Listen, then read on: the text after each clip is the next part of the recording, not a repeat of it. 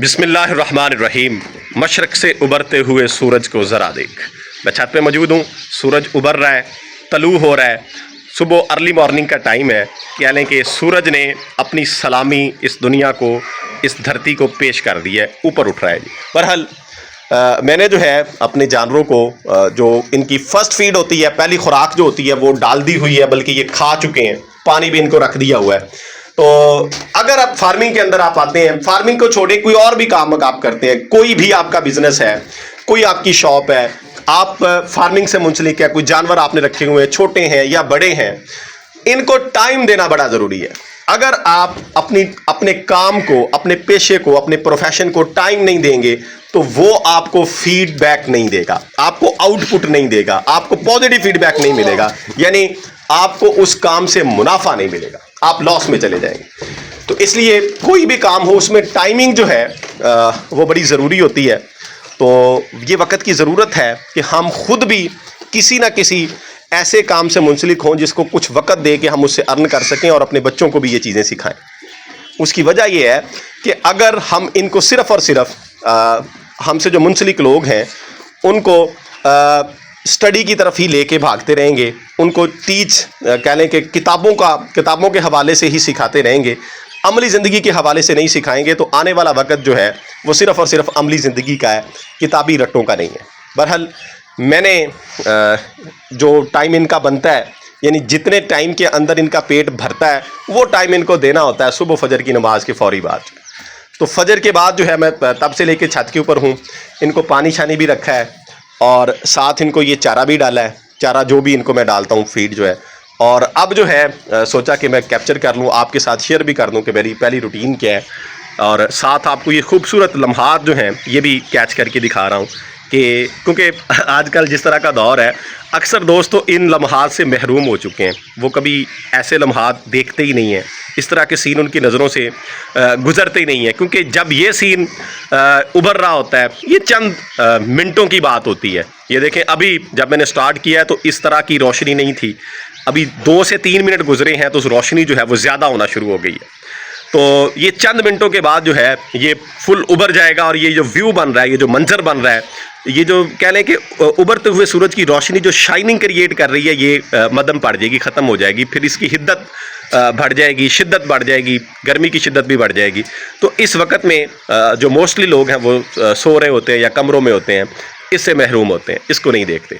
तो ये भी एक कुदरत की खूबसूरती है, ये भी कुदरत का एक नज़ारा है, इसकी भी एक अपनी कह लें कि अट्रैक्शन है। तो बहरहाल ये भी हमें मिल जाता है विलेजेस के अंदर, फार्मिंग के साथ साथ अपने शौक़ को, उस शौक़ की खिदमत करने के साथ साथ ऐसे नज़ारे भी हम देख लेते हैं। तो अब ये पहली खुराक खा चुके हैं, इसके बाद जो है इन्होंने इनके सामने जो चारा रहना, जो मेरी रूटीन है वो ये है कि मूंगी का भूसा, मूंगी का मिस्सा जो है वो इनके सामने रहना है।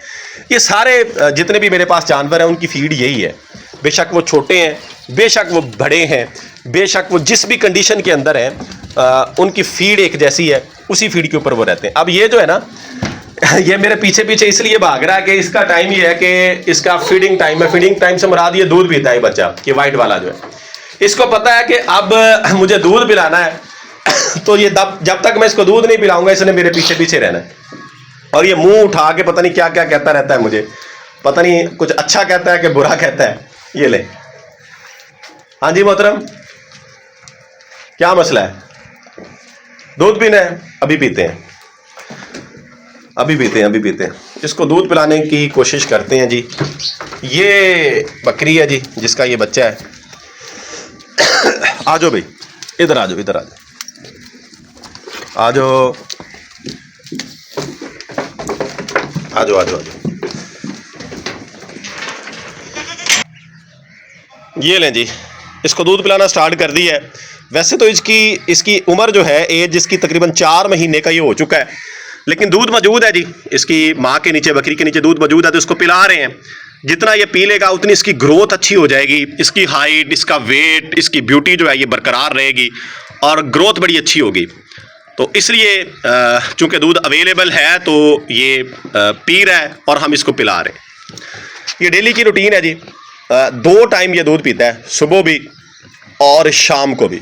अभी सुबह जो है ये कह लें कि टाइम तकरीबन 6 बज के कुछ होंगे, अभी पी रहा है। और शाम को भी इसी तरीक़ेकार से मगरिब के राउंड अबाउट जो है इसको दूध दे देना है, इसी तरीक़ेकार से पिला देना है। पी लो भाई, क्या हो गया। तो बहरहाल ये जो काम है इसमें हमारा शौक़ भी पूरा हो रहा है। शौक़ ये होता है कि आप दिली तौर पे खुश होकर कोई काम करें, तो उसके साथ साथ जो है इससे फ़ायदा भी है। अब अगर हमारा दिल करे कि बकरी के दूध की चाय पी लें या दूध पी लें तो वो भी अवेलेबल है, और नहीं करता है तो फिर ये बच्चों को भी पिला देते हैं। यानी ये अपनी अपनी फितरत की बात है, अपने अपने शौक़ की बात है। और साथ साथ ये भी देख लें कि ये छोटा सा टैडा फिर रहा है, ये बाहर से परचेज़ किया था और जिस मकसद के लिए किया था उस मकसद में ये पूरा उतर रहा है, फिट बैठ रहा है। ये जो गोश्त खाने के लिए, यानी गोश्त की पर्पज़ के लिए इसको परचेज़ किया था कि ये थोड़ा बड़ा हो जाए तो फिर इसको जो है कट कर लेंगे, हलाल कर लेंगे, इसका गोश्त इस्तेमाल करेंगे। तो ये मैंने मंडी से लिया था और अब अल्हम्दुलिल्लाह इसने अच्छी खासी ग्रोथ कर ली है गोश्त के हवाले से। तो सर्दी में इंशाल्लाह ताला इसे जो है वो खाएँगे। लें जी, ये दूध पी लिया इसने। अब एक और आपको दिखाता हूँ कि ये जो है ना, ये भी इसके साथ की है। ये दोनों बहन भाई हैं। बकरी ने उसको खुद पिलाना है, इसको नहीं पिलाती, इसलिए मैं इसको अलग से पिला देता हूँ। वैसे तो अब दोनों को दूध की ज़रूरत नहीं है जिस एज में ये जा चुके हैं। उसको बकरी ने खुद पिला देना है।